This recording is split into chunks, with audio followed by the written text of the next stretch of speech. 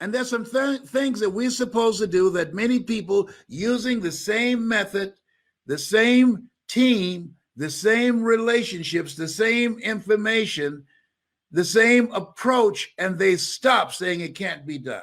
I remember as a kid, we used to say to illustrate whether or not someone can accomplish something and whether or not they could not, to illustrate the impossibility of them accomplishing something, we would say, oh, you got a chance of doing that as a man going to the moon. Shut up. Get away from me.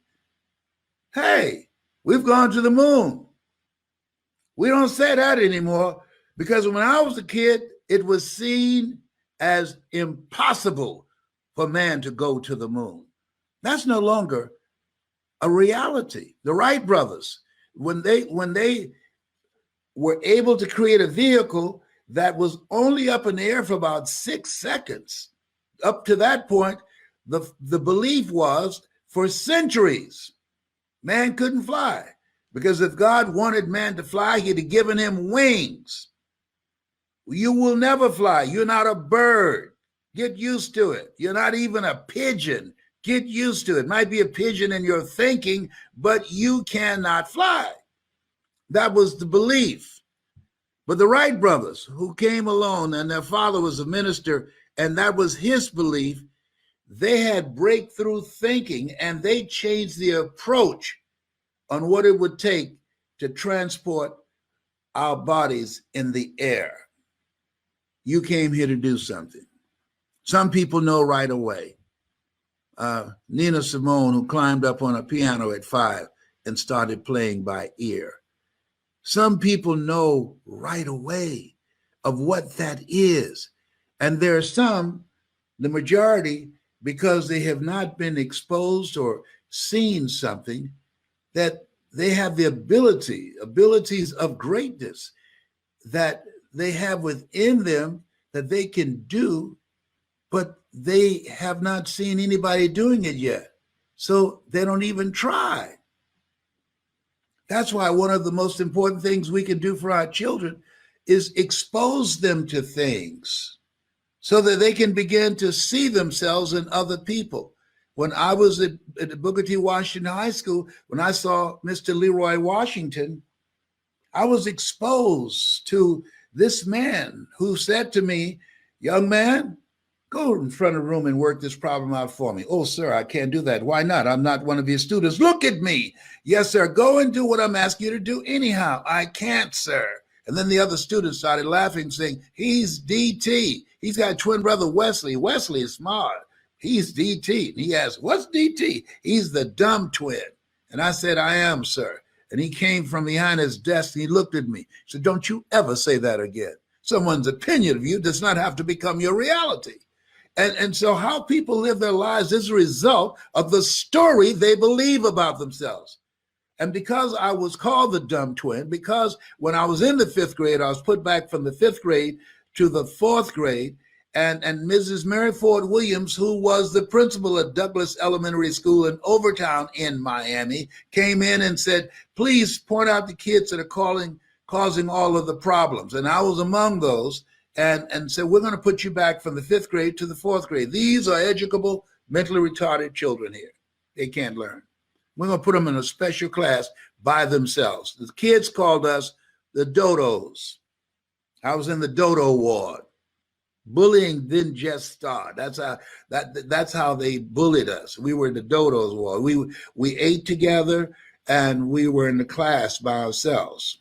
We only went with other kids to the cafeteria at eating time, at lunchtime, and physical education. Other than that, the dodos were all in one room because the belief was we could not learn. We were dumb. And then this man spoke. Because now in dodo ward, they don't give you anything to do but entertain each other, and you color, and you play, and you clown around. Because the belief was, there ain't gonna be nothing. No one, listen to me, write this down, please. No one, I don't care what anybody tells you about your child. No one, they should label jars, not people. No one rises to low expectation. And when you have low expectation for people, you treat them in a certain way. Did you hear what I just said? You treat them a certain way. How you look at them, how you talk to them, what your expectations are for them, and the tools that you make available for them, and the time, the energy, and the effort that you put in with them.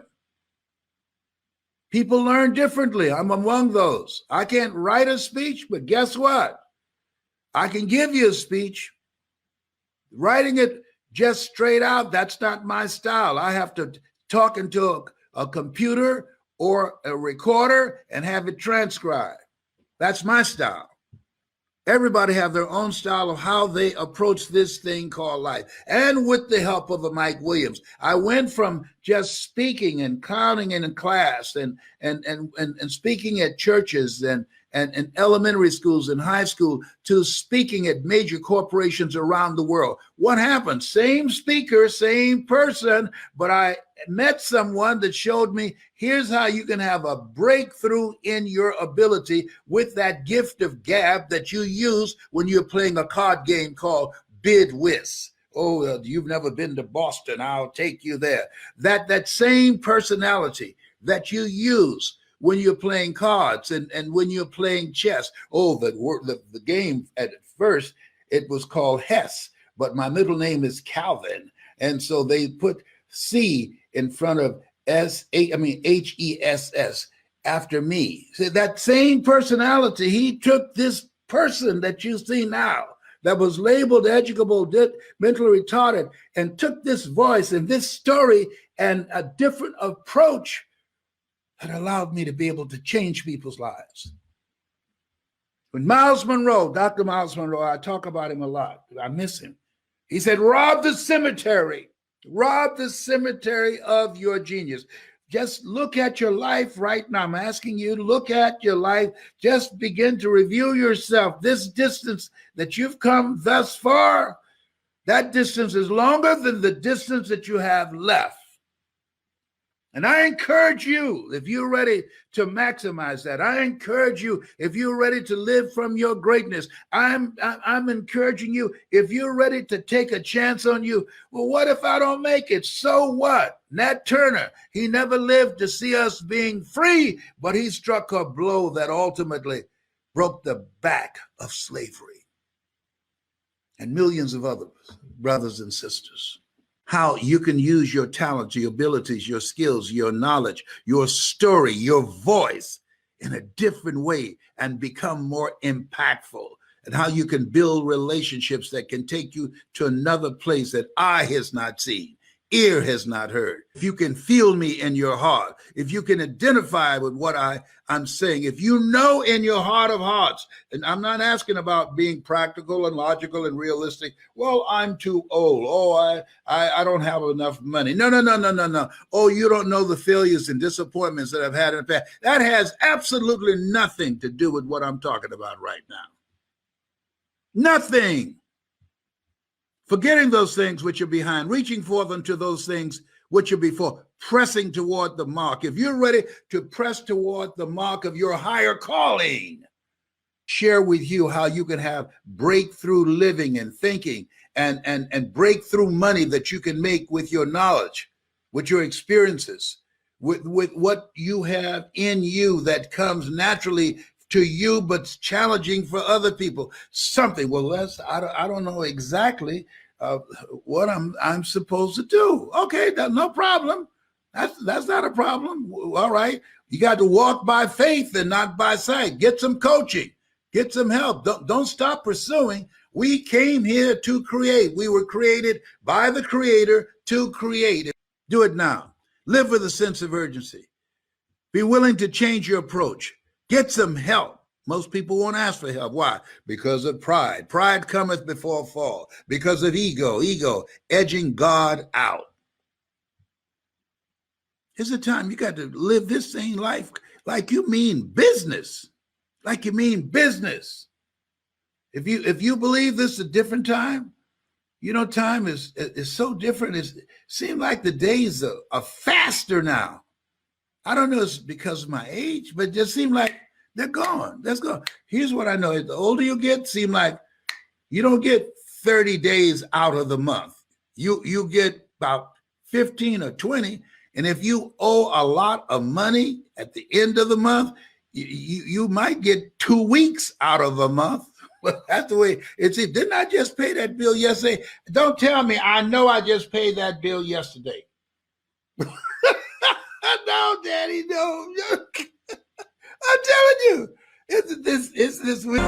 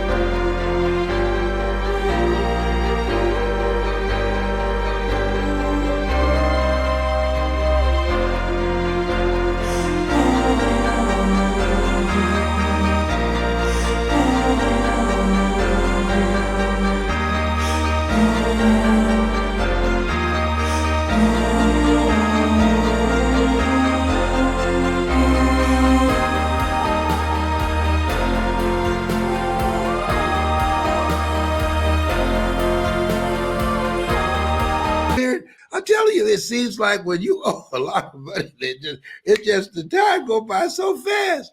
I can't believe it. I can't believe it. It seems like, oh my goodness, the days are just flying by. And when I wake up in the morning, I look at myself and I always say, I thank God for being able to wake up this morning in my right mind. All things work together for good for those who love God and those who are called according to his purpose. Lord, whatever I face today, together you and I can handle it. What day is it you said?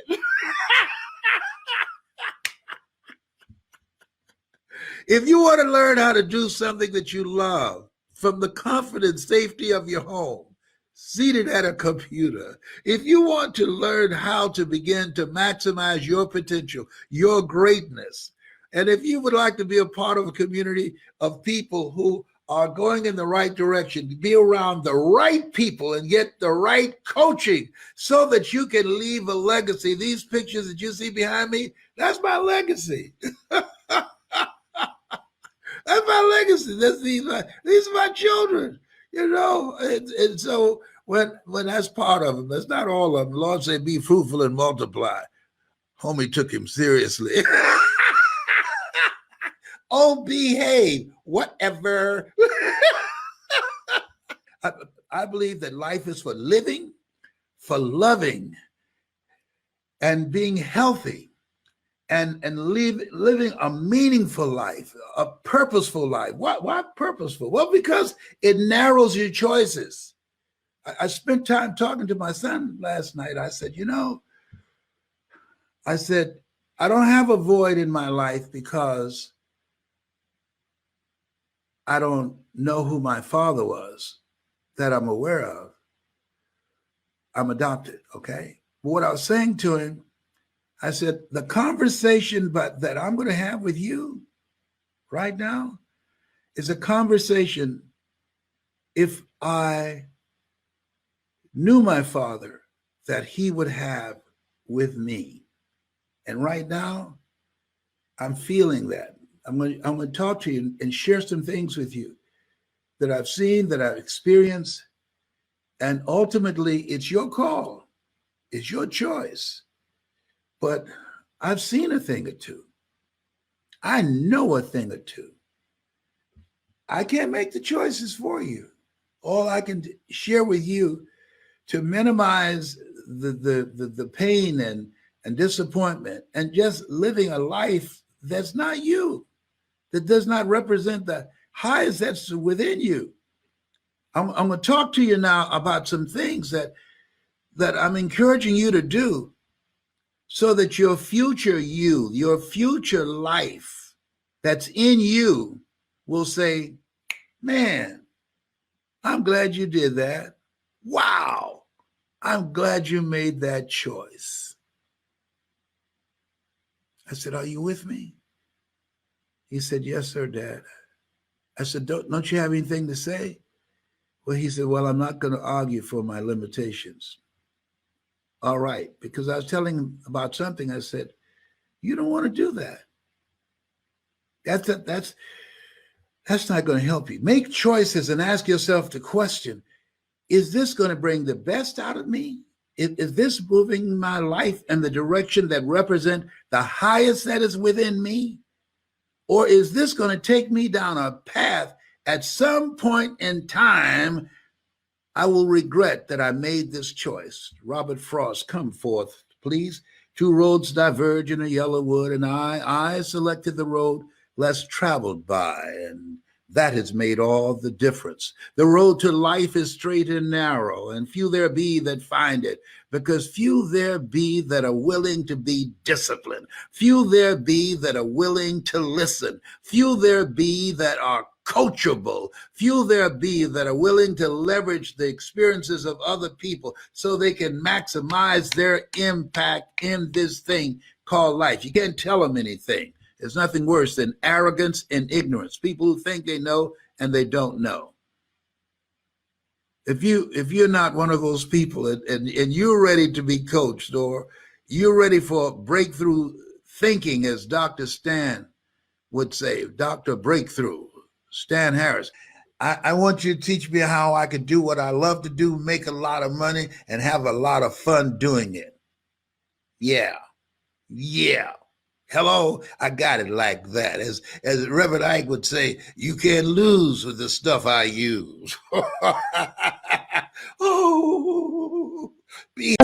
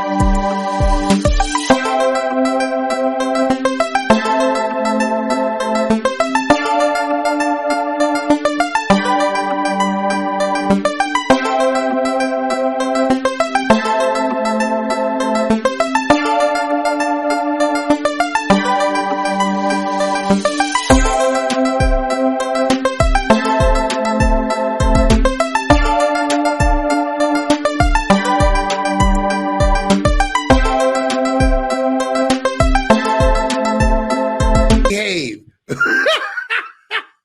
are you laughing? You got to laugh today. You got to find ways and create special moments. I'm creating a moment that we spend together. You're going to be saying to some of your friends, you know what? I watched that crazy boy Les Brown, Mamie Brown's baby boy. He had me rolling, child. He needs some help. He's a little touch of the head, really. He cut his flat top off too. Yeah, he used to be looking like Kid and Play from House Party. Yeah, he cut the flat top off. Somebody got to him. No, they did not. Not. I just did it because it's a new year. I'm going to get it done in 21. There's some things I'm determined to do, determined to accomplish. What is it that you're determined to do? That you are determined to accomplish, that you've been going at it again and again and again, and you fail, and now you're ready to quit, or you've already quit. I'm saying to you, come, Lazarus, come forth. Had to call him 3 times. Come on, you got the power to come out of there. Lazarus, didn't you hear me? You know something. People watch and say, I think Jerusalem Slim has lost it. He calling, we told him the man's dead. Yeah, there are a lot of people walking around with a lot of potential in them that's dead. Greatness in them that's dead. Genius in them that's dead. Abilities and talents that need to be resurrected that's dead. Greatness and abilities to change the world that need to be called forth 3 times. Lazarus, come forth. Whoa, wow. He said, brothers and sisters start running from everywhere. Oh, my Lord, good Lord. That's a good google moogle.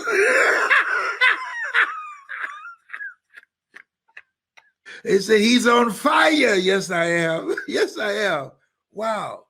The distance that I have traveled so far is longer than the distance I have left. Is that the same for you? We don't know how much time we have left. If that's the same for you, have you had some setbacks and failures and you have convinced yourself it can't be done? No. Change your approach, but don't change your decision. Get some help, because by changing your approach and getting some help, you can take your performance and your impact to another level. By getting the right help and the right coaching, you can live a life that will outlive you. Oh, you have greatness in you. Yes, absolutely you do. It's not judged by how much money you have or your materialistic possessions. It's not judged by that. No. I've never seen an ambulance or hearse at a funeral carrying some money behind it, or furniture, or a home, and dragging all that stuff out to the cemetery. No. They don't bury you with homes, with your brand new car, your Rolex watch. No, you're going to leave it all here. When Howard Hughes, who was the richest man in the world, died, somebody asked on the plane, how much did he leave? And the answer was, all of it.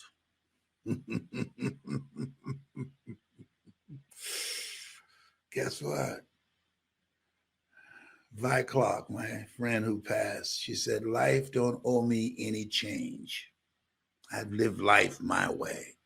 Live your life in such a way that life don't owe you.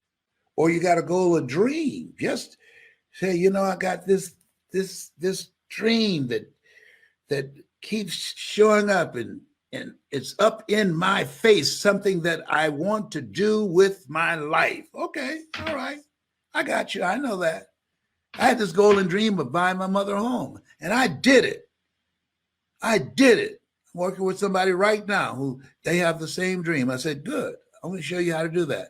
They came to me, and we have a form that people fill out where we vet and find out, what is it you want to do? What's your goal? What's your dream? We focus on that. This is not for everybody. This is only for people with big goals and big dreams. And people who want to do something with their lives. People who feel in their heart of hearts that this just can't be it. And that they want to rob the cemetery of their invention, of their creativeness. They want to rob the cemetery, as Miles Monroe would say, of their gifts. They want to become more engaged in this thing called life. They're not sitting around in some corner and hoping that nothing happens to them. Something is going to happen. You'll live a life of mediocrity, and then you check out, dying in the bleachers of life, when you have the potential to be a player.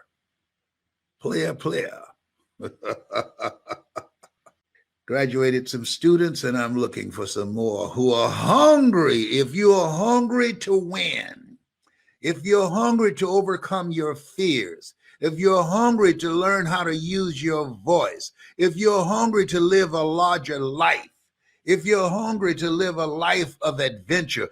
Helen Keller said that life is either a daring adventure or it's boring. If you're hungry to transition out of a job that's not you and want to learn how to do something that is you in this new age in the comfort of your home and do it virtually and make more money than you can ever begin to imagine. If you are in that kind of place and you know that you just feel it in your heart of hearts, the best is yet to come. The best in me is yet to come. What I've gone through will not define me. The best is yet to come. Greater is he that's in me than he that's in the world. The best is yet to come. You are more than a conqueror. The best is yet to come. Be with that. Know that. And live your life from that place of power. I want you to become a part of my community. Let me give you a summary, the Reader's Digest version. Number one, I'm going to take you through a process that will change your mindset and expand your vision. That's number one. You'll develop mental resolve. You'll be able to get a good night's sleep. Be anxious for nothing. You're going to change your attitude about yourself, how you see yourself, how you treat yourself, and also how you allow other people to treat you. That's one thing. Next thing, you're going to create and expand your ability to have a greater impact in life by learning some new things. See, if you're not willing to learn, nobody can help you. But if you're willing to learn, if you're making a statement, you're saying, I'm willing to learn. I want to learn from somebody that's experienced. You've been on this planet for 75 years, and you look good, old man. Your daughter, right? You are 75. Oh, come on, baby. You better behave. No. We're going to see if you're not willing to learn, no one can help you. But if you're willing to learn, I'm willing to learn. Okay, come on. I'm throwing my hands up. This is it. I've messed up my life enough. I've done enough already. Okay, that can help a sister out. I could help a brother out. I'm telling you, if you're willing to learn, no one can stop you. I'll teach you how to become unstoppable. You hear me? You need some coaching. Where we are right now, you need some coaching. You don't want to wing this. You don't want to play this but flying by the seat of your pants. No, this place where we are now, it's serious business. You want to upgrade your skill set. Reinvent yourself. Rethink your life. Abraham Lincoln said, if I had 6 hours to chop a tree down, I'll spend 4 hours sharpening my axe. You need to spend some time sharpening your mind and being around the right people. Did you hear what I just said? Being around the right people is so important. Mental resolve, so important. Willingness to learn, so important. Continuously learning. And being around the right people, it taps into your miracle working power. Miracles to me are things that God does for you, through you, as you, and you're able to do things that you know, whoa, that you didn't do it. You say, look at God. Come on, somebody. Look at God up in here, up in here. Whoa, thank you, Father. Oh, thank you. Oh my goodness, I feel like hitting a little step right now. Jerusalem, I feel like hitting a step, but that's okay. I better cool off. Ooh. Yes, you ever just get excited by yourself? Sometimes when I think about how good he's been to me, I'm gonna get up anyhow. Oh my goodness gracious. Yeah, look here. I'm about to hit a step. Come on, baby, let the good time roll. Y'all don't know about that. Okay. Oh my goodness. I know he didn't stand up and show his Mickey Mouse pajamas. He needs some help. Will somebody call his children and tell them they need to talk to their father? Okay. All right. Ooh. I'm having having a hot flash? Whew, I call it a power surge. I used to laugh at my mother and my sister, Margaret Ann, but they had hot flashes. I don't do that no more. I don't laugh no more. Used to laugh at them. Now I'm one of them. If you're ready to go to another level, if you're ready to live a life that will outlive you, if you're ready to answer the call on your life, job is what you work for. Calling is what you're made for. You ready to be coaching, and how I teach you and train you, it won't interfere with what you're doing now, but it will move you like on steroids in the direction of what you are made for. That's what I do. You know, ask anybody, say, you ever heard of Mamie Brown's Baby Boy? They'll tell you. I've been doing this for this make the 52nd year. February the 17th. I'll be 76. Who does that? 76. Wow. Whoa. To God be the glory. You want to know how I got here? Oh, come on, Luther. Come on, Luther Bonds. God's grace. Oh, oh, oh. Yes. I'm going to take you to another level. I'm going to get the butter from the duck. Mm-hmm.